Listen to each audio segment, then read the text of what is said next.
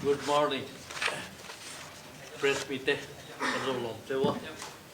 When I hear Rahul Gandhi here in press conference na ito na personal lutuk lem lau kasi zon na po ka azo tay tura kan ngaya ani here in Mizoram ta na tilpoy mo niya hiet te po aron sa ito na ten ngin na te po nang mani truin appeal te po asiam tu do na tuna amay ay kan ko hal ba yang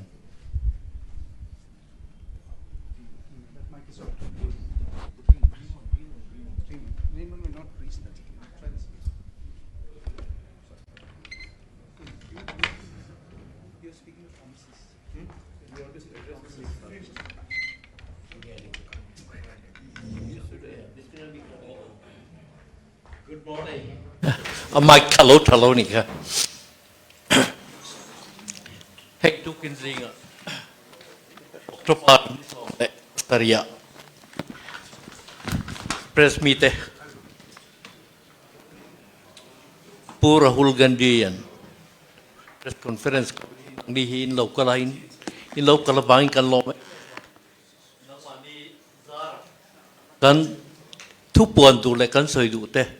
Thế dari na thi na chu wangin in hen a hen ma sain lom thu kan han soya chuan zona questions te po indu chuan in zo tanga ma se personal ang chemo e khang kha chu in zo lo te po kan be senga chuan in hei mi zo de ufek kan ne wangin a then khathi appoint then khathi ke ma hian na kina ani na so here so if you don't any the team bulamate aswana turani bangin tuna hian amai hian in ahan address nga lang cheu over to you. So what is the plan? Is it that I take questions, or would you like me to make a statement? What is your call? Well, it's a pleasure for me to be here in Mizoram. I always like coming here, meeting the people. We had a very nice walk through Aizawl yesterday, where large numbers of people came out. And I think people from all political formations came out in the walk, similar in spirit to the idea of Bharat Jodo. So that was very nice. And of course, I'd like to thank all the people of Mizoram. When I was disqualified by the BJP, they supported me and prayed for me. And I'm very, very grateful for that. If you have any questions, I'd be happy to answer them. Yesterday I mentioned that. Please, one by one, the gentleman will point out. Please raise your hands. We will give chance to everybody. So you have raised first, and then you can ask. If it is a Miso question, Purema will translate it to Rahul Gandhi. Thank you. Yesterday you mentioned that India will defend your culture, traditional and language. You said yesterday that how will you defend? Well, the BJP and the RSS have a different vision of our country than we do. We believe that India is a union of states. All religions, all cultures, all histories need to be protected. The Congress party helped lay the foundation of our country.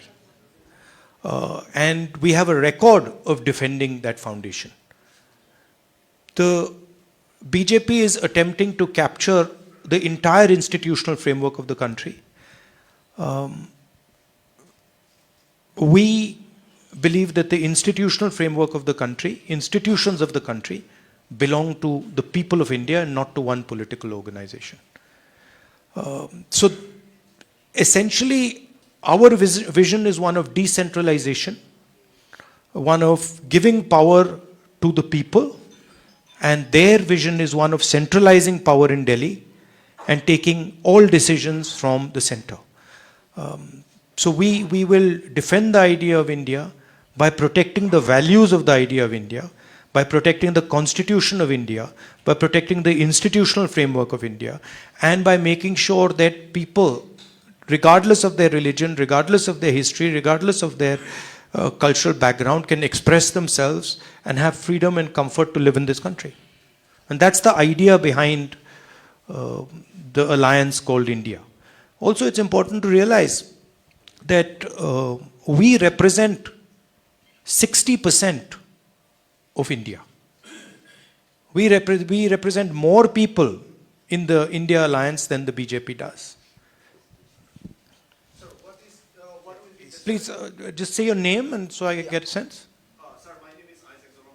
I'm from originally to Aizawl. So, what will be the strategy of INDA to win back the northeastern state? So, and my second question is, we keep seeing Twitter posts as one particular northeast leader is attacking you and your party. So, he's also the chief minister of Assam. So, will the BJP northeast Himanta Biswa Sarma be able to convince voters in Mizoram if he's sent to campaign here in Mizoram? Look, as far as what our strategy is going to be, I'm not going to be laying out our strategy in a press conference. That would not be very smart of me, and that's not something that I'm interested in doing. But broadly, I can tell you that the different states in the Northeast are being attacked by the BJP and the RSS. Your religious foundation, your languages, they're all attacked by the idea of the RSS. RSS believes that India should be ruled by one ideology and by one organization. And that is really what we are fighting against. We simply do not accept that and we do not believe that. We want the people of Mizoram to take decisions for their future. We want them to be comfortable. We want them to be comfortable in expressing themselves, in expressing their religious practices, in expressing their social practices. And we do not believe that Mizoram should be ruled directly from Delhi. We believe in devolving power to the people of Mizoram, and that's really the fight that is taking place. Look, if you look at the two political parties, right, the MNF and the ZPM, it's very clear that these are both entry points for the BJP. MNF is directly allied with them, and it's very clear that the ZPM is not fighting the BJP. It is in fact a platform for the RSS to enter Mizoram. You know, and I think that is what essentially the Chief Minister of Assam is doing for the BJP. He is acting as he's acting to help them with the cultural annihilation of the Northeast, right? With the destruction of the cultures of the Northeast. And we believe that the cultures of the Northeast, the languages, religion of the Northeast is central to the idea of India. Yesterday I said in my student interaction that what has happened in Manipur, right, is an attack on the idea of Manipur, but also a direct attack on the idea of India in Manipur. And that is, the Manipur model is the RSS model. We're not going to, unfortunately, allow multiple questions. So, as you know, Mizoram is a very pro-Israel state, and the recent CWC resolution regarding the Israel-Palestine conflict has, many people regard this as support of terrorist group Hamas, and BJP also has spoken out on that. So, Our resolution is very, very clear. What we are saying is that we are against violence of any kind. We do not appreciate any type of violence against innocent civilians, regardless of who does it and how it is done. And that's very clear in our resolution. There's no question of condoning violence. Anybody who kills civilians is wrong, and any killing of civilians is a crime. That's our position. And we oppose any murder of innocent civilians, anywhere. And the 25 seats from Northeast for the Lok Sabha election is very crucial, as well as for the upcoming Mizoram polls. So how is Congress, currently or now very weak? Where? In the state.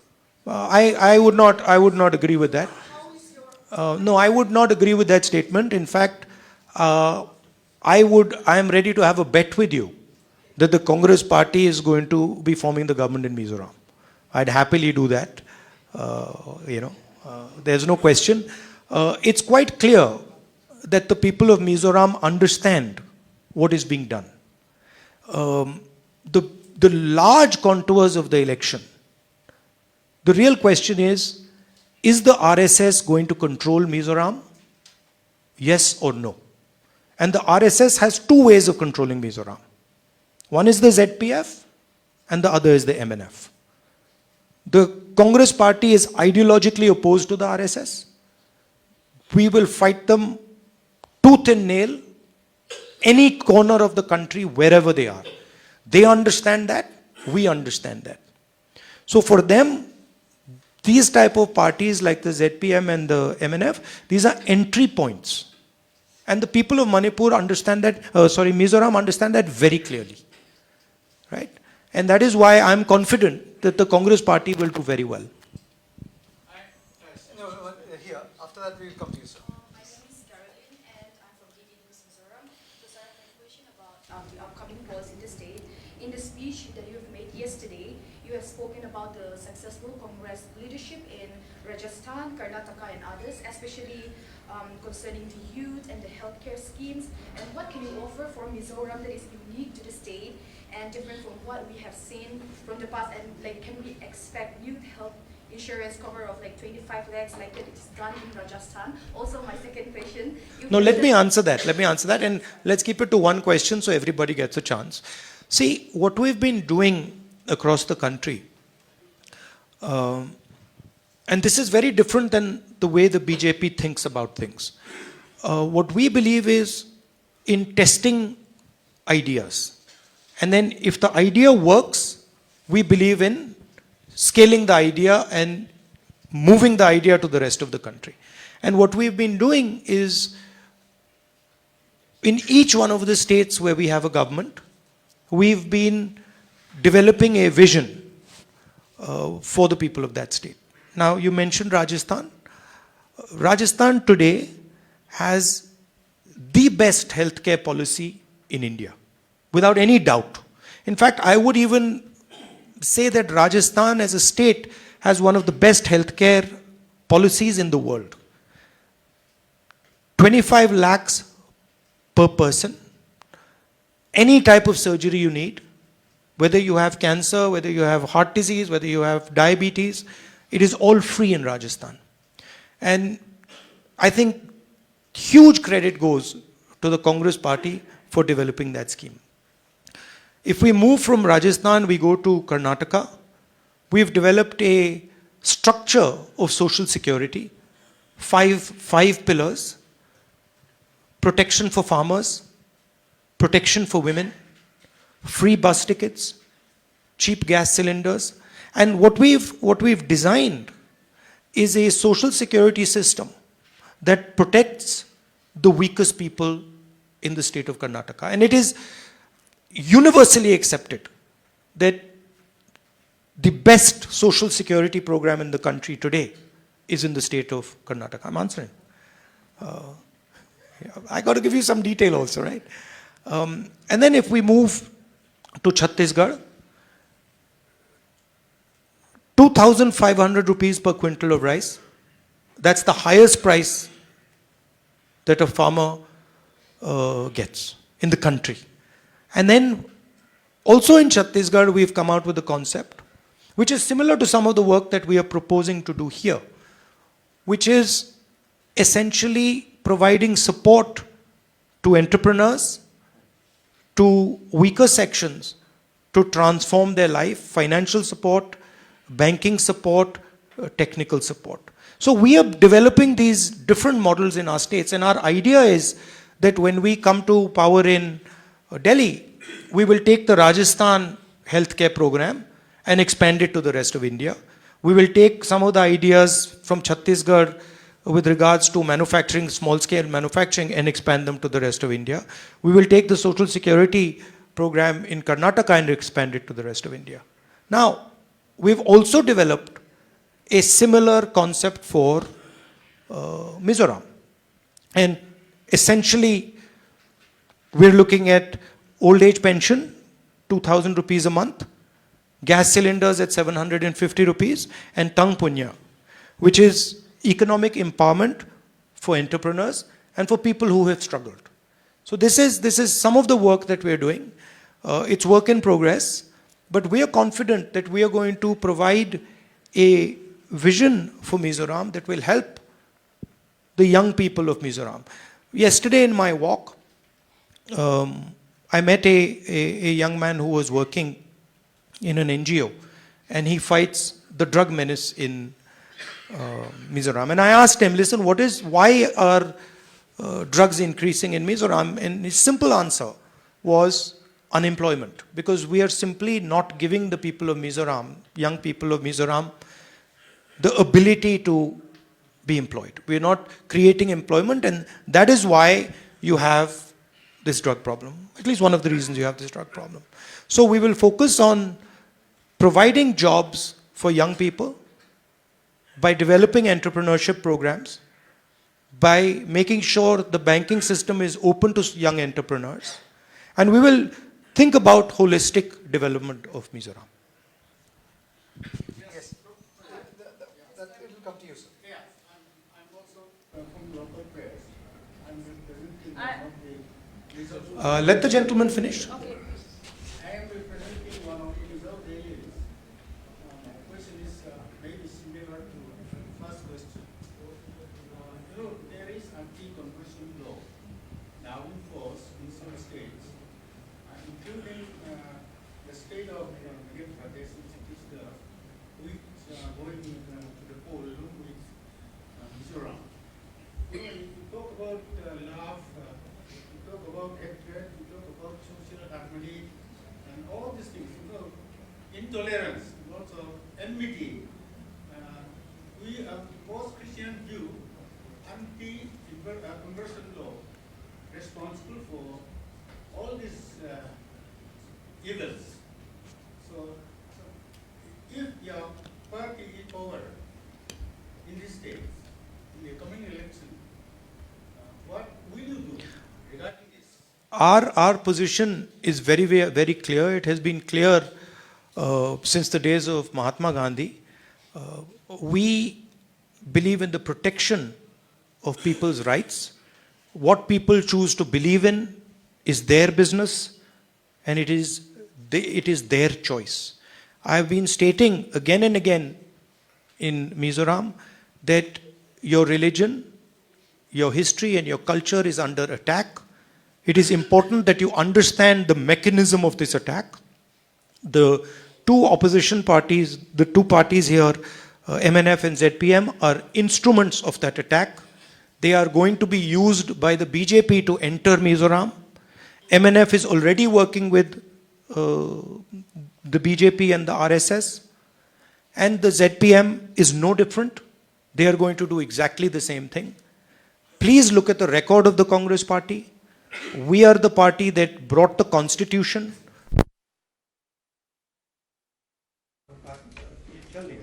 We are the party that has defended the right of religious minorities, and our record is clear for every single person to see. Your question, please. Yes. So, since the lights are out, I'd like to request for 2 questions, please. Sorry? I'd like to request if I can ask 2 questions. We have 1 question per person, and the lights have come on, so. What is your view on Mizoram government's support for Chin refugees from Myanmar? Right now, India is not a signatory of the Refugee Convention. Will this change if Congress comes to power? Well, this is something that our local people here will have to answer. Look, as far as I'm concerned, my my main point here is to focus people's attention and not to distract people's attention. Okay? And the message I want to give the people of Mizoram is very clear. The Congress party has a program, has a record, number one. Number two, both the parties, no matter what they say, the ZPM and the MNF are instruments for the BJP and the RSS to enter this state. The Congress party can never be an instrument for the BJP to enter because we are ideologically completely aligned against the BJP. So that is something the youngsters of Mizoram should think about. When we talk about an attack on the culture, or an attack on the religion, a lot of the questions that are coming here, the instruments of that attack are the RSS and the BJP and the parties that ally with them to allow them to enter the state.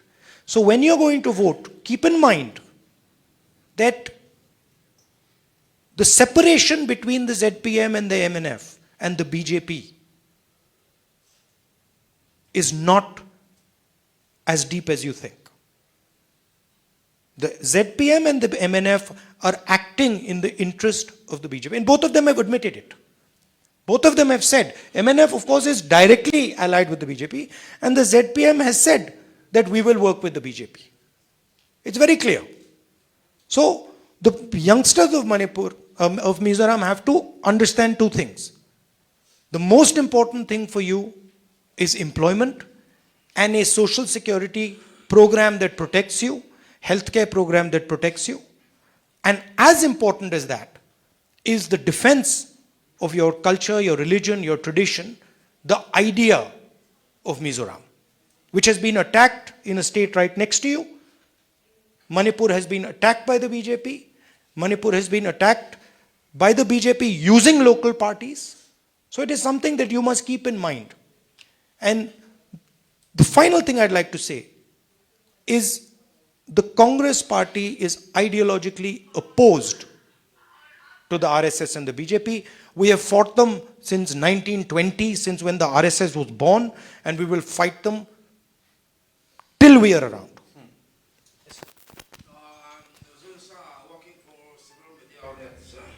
My question is, what are your plans to survive, to revive the Congress party in the Northeast, where your party is now marginalized? So, do you think that you can achieve that before the... See, these ideas, you know, like the party is marginalized. Look, last I heard, the Congress party was marginalized in Karnataka. We smashed the BJP in Karnataka. Then I heard that the Congress party is marginalized in Telangana. Now I'm hearing the BJP is going to be smashed in Telangana. Then I heard Mr. Advani wrote that the laboratory of the BJP is Madhya Pradesh. We're going to decimate the BJP in Madhya Pradesh. BJP is a very strong party in Chhattisgarh. We have wiped them out of Chhattisgarh. We're going to defeat them again in the election. BJP is a very strong party in Rajasthan. Well, we defeated them the last time, we're going to defeat them again this time. Right? And we're going to do the same to them in the Northeast. Please do not underestimate the idea of the Congress party. There's a big difference between the idea of the Congress party, which is deeply embedded in the hearts of the people of Mizoram and the hearts of the people of the Northeast. And it's very easy for the BJP to portray using the media that they control, you know, such statements that our party is marginalized. It's not marginalized. Don't worry. Just be a little bit patient and see what happens in Mizoram. Yes. No, here, we'll come to the side. Mine is not going to be a political question. What is the Congress plan, you know, for weavers, the people at the grassroots level, the weavers, the artisans, the crafts, the handicraft, all these are languishing big time. A lot is being done, but still a lot more needs to be done. So what is going to be your blueprint, say, for, I'm just not asking specific to Mizoram, but across the country. Yeah. See, it's important to understand first what the BJP is trying to achieve, right? Essentially, if you look at their policies, they are designed to attack and destroy small and medium businesses. GST is designed to help Mr. Adani, 3 or 4 of the biggest businesses, and to destroy the lives of small entrepreneurs, small businesses. Demonetization, again, designed to help the biggest businesses, destroy the lives of small and medium businesses. The farm laws, again, designed to help the biggest players and destroy the small players, right? Take the surplus away from the farmers, put pressure on the laborers, and use import and export prices to take money away from the farmers. So that's basically the strategy. Now, we believe that that strategy causes huge problems for India, because India simply cannot produce the jobs that are needed. Largest businesses, Mr. Adani doesn't produce many jobs. The bulk of jobs that are produced in our country are produced by small and medium businesses. So, in our view, small and medium businesses are the backbone of employment. And that's where you have to start if you want to revive India's economy. Okay? First of all, look at the banking system. How much of our public sector banks' money goes to Mr. Adani, and how much of it goes to small and medium entrepreneurs? So, one step that we would like to take is to shift that balance and to say, okay, there is a space for big players, but large amounts of money must also go to small and medium players. Second, every single district in India has something that they produce very well, traditionally, right? Every district in Mizoram, for example, must have a speciality. What are we doing to promote that? What support are we giving to the small entrepreneurs to help them to compete with, say, the Chinese? So these are the type of things that we would focus on, and I think the Tang Punya program is aimed at exactly the point that you're raising, at least here. If you're seriously interested in it, look at some of the work that we've done in Chhattisgarh, where we've gone district by district by district and targeted specific skills and specific products and helped entrepreneurs develop them. Skilling is another I think we should Yeah. take it later. Thank you. But that's an important question. We have limitation of time. No, please. We have a couple of more questions. We requested of you. My question to you is that apart from Mizoram, there are other states which are also to undergo polling like next month. So at this point of time for Congress, how challenging it is to keep their positions intact when there is a most important election, that is 2024, as far as Indian Alliance is concerned. And at the same time, we have seen the way BJP is campaigning, targeting Congress on the issues of corruptions, on dynasty politics, and other things, vote bank politics. Which party? What does Amit Shah's son do? What is he doing exactly? What does Rajnath Singh's son do? No, but I'm asking you the question. You're talking about dynastic politics. Last I heard Amit Shah's son is running Indian cricket. So, please be objective.